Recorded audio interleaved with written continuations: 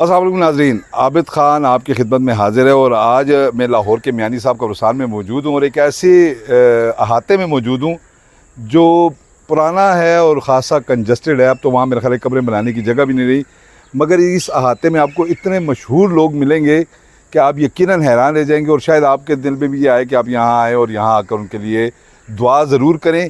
इसी अहाते में पाकिस्तान के माजी के नामवर अदाकार फजल हक, पाकिस्तान की मशहूर तरीन गुलकारा नसीम बेगम, इसके अलावा जाहिदा परवीन, शाहिदा परवीन, फ़िरोज़ निज़ामी, निग्गो, नादरा, ज़ुबैदा खानम, यानी ऐसे ऐसे लोग जिनका नबत से उनका नाम लेता है। मगर आज उनकी कब्रें देखें तो उनकी कब्रें बिल्कुल वीरान ऐसे पड़ी हुई हैं कि शायद यहाँ महीनों सालों कोई आकर नहीं पूछता। मेरा बुनियादी तौर पे इन वीडियोज़ बनाने का यही मकसद है कि वो लोग जिन्होंने अपनी ज़िंदगी में पाकिस्तान के लिए कुछ किसी भी फील्ड में, किसी भी शोबे में कोई कारनामा सर अंजाम दिया है, कोई खिदमत की है, तो उनको याद किया जाए और उनके लिए जो है वो लोग दुआ भी करें और हम भी जो है उन्हें याद करें। क्योंकि इन लोगों ने अगर सारी ज़िंदगी गुजारी है तो इसलिए नहीं गुजारी कि उनको मरने के बाद जो है इस तरह बुला दिया जाए, उन्हें अपनी दुआओं में ज़रूर याद रखना चाहिए। तो आइए आज आपको विज़िट करवाते हैं कि इस अहाते में कौन कौन दफन है और कहाँ कहाँ दफन है। तो आइए फिर आपको दिखाते हैं। जी नाज़रीन, अब हम जो है वो सबसे पहले तो आपको दिखाते हैं जनाब ये फजल हक, जो हमारे बड़े मशहूर अदाकार थे। उनके बेटे फजल हुसैन ये प्लेबैक सिंगर थे। अब तो शायद बहुत सारे लोग इनके नाम से भी वाकिफ़ नहीं होंगे, लेकिन ये उनके साथ उनकी अहलिया की कब्र है। तो अब आप देख सकते हैं कि क्या कैसी है। ये देखें, उसके साथ आने का रास्ता नहीं है। जी भाई, अब फजल हक की तरफ जाना है। ये देखें जी, ये देखें जी, कोई वाली वारस नहीं है। जब लोग मर जाते हैं तो फिर उनको कोई नहीं पूछता। आप देखें, मैं एक ऐसे हिस्से में मौजूद हूँ कब्रिस्तान के जहाँ से हमें बाहर निकलने का आसानी से रास्ता भी नहीं मिल रहा। पुरानी जगह है, चूँकि पुरानी कब्रें बनी हुई हैं और यहाँ से निकलना खासा मुश्किल काम है। ये देखें, ये कोई पुराने वक्त में किसी ने कब्र बनाई थी, क्या खूबसूरत कब्र है, मगर आज उसका हालत देख लें कि कब्र तक मिट गई और शायद इसका तो पूछने वाला वाली वारस मौजूद ही नहीं है। तो बहरहाल जी, अब फजल हक साहब की कब्र की तरफ चलते हैं। हमारे साथ हमारे दोस्त हैं आज़म अली साहब, जो कि मुझे रास्ता दिखा रहे हैं कि फजल हक साहब की कब्र जो है वो किस तरफ है, क्योंकि इतना कंजस्टेड कब्रिस्तान है कि यहाँ मुमकिन ही नहीं है कि आप आके अपने तौर पर ढूंढ सकें। तो इसके लिए फिर ये होता है कि आपको किसी न किसी गोरकन से मदद लेनी पड़ती है। तो बहरहाल जी, अब हम आपको आगे चल के दिखाते हैं कि वो कहाँ पर है। और ये देखिए जी, हमारे आज़म अली साहब ने हमें बड़ी एक वो बताई है। ये है जी बाबरा शरीफ के वालिद की कब्र। ये देखें जी, ये तो बल्कि मेरे इल्म में नहीं थी। ये अपना आज़म साहब ने हमें बताया कि ये बाबरा शरीफ जो पाकिस्तान की मशहूर तरीन अदाकारा हैं, ये उनके वालिद साहब की आखिरी आरामगाह है। हम सफ़र जारी करते जी अब दोबारा।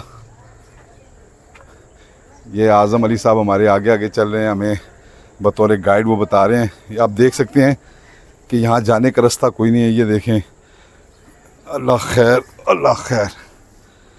ये बिल्कुल अब बंद अहाता है जी, और यहाँ तक तो मेरा ख्याल है किसी शख्स का पहुँचना मुमकिन नहीं है। ये हम पहुँच गए जी फजल हक साहब की कब्र पे।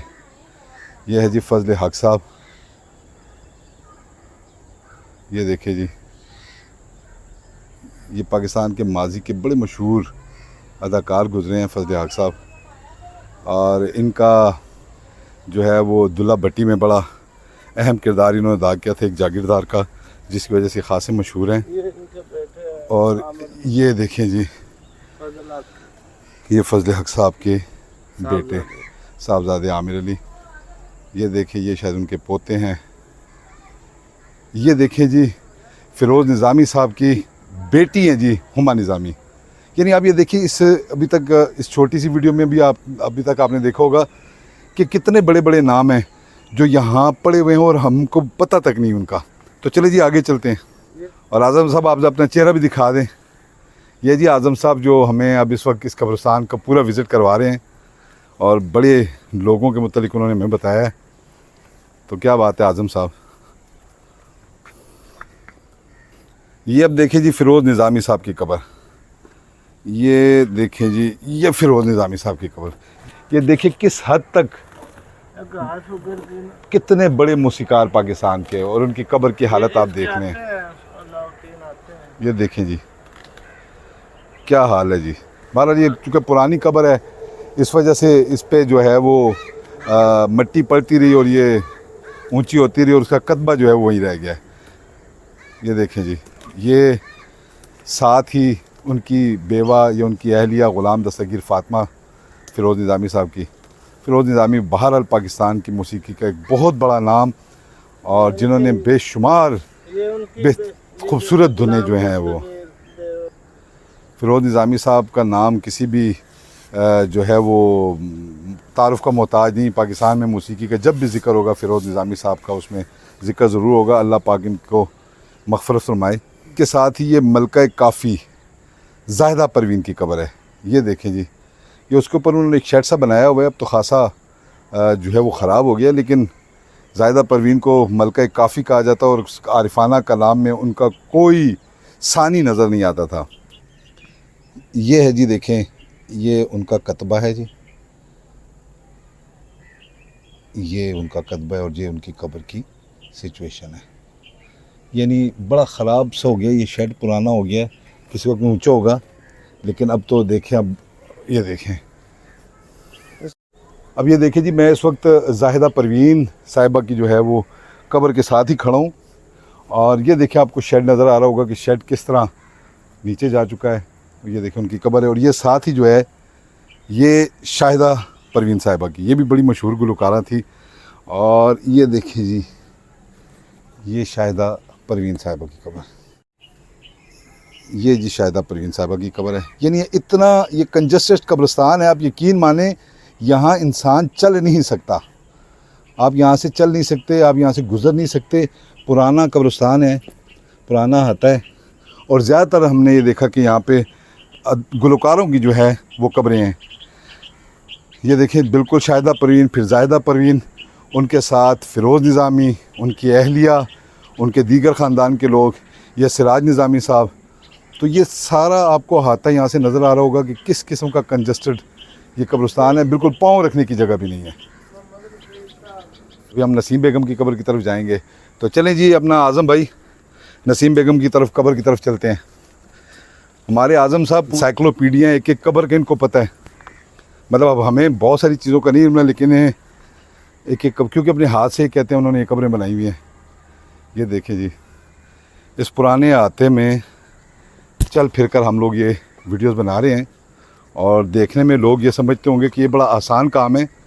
यानी एक तो कब्रिस्तान की वहशत, ऊपर से फिर इस तरह आपको यहाँ से घूमना, यहाँ जगह ना मिलना। ये कोई वो कहते हैं पोश इलाके के कब्रिस्तान नहीं है जहाँ से हम जो है वो गुज़रते हैं और आपको एक अच्छी सड़क और अच्छी जगह मिलती है।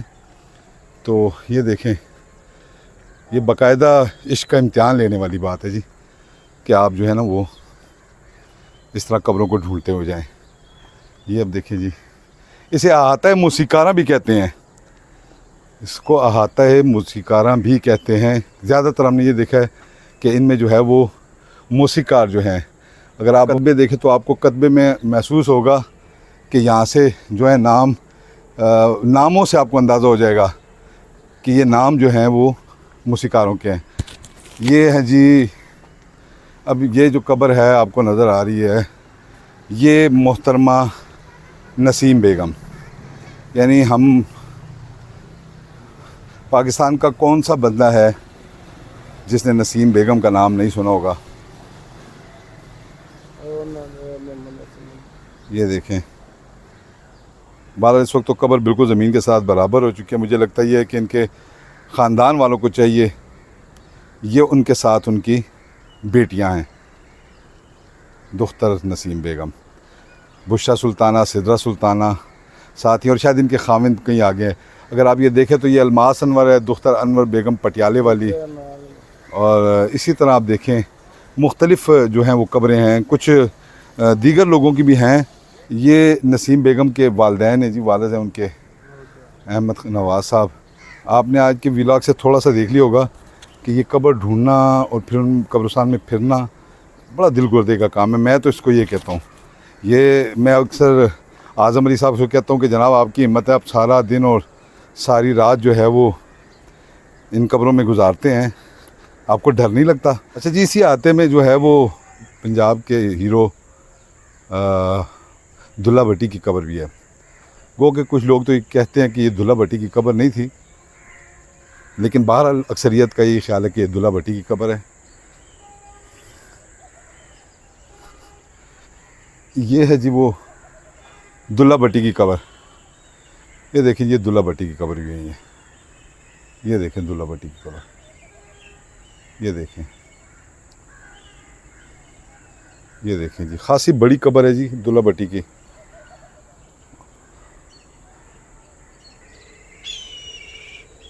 तकरीबन 450 साल गुजर गए जी दुल्ला भट्टी साहब को। ये देखें उनकी कब्र।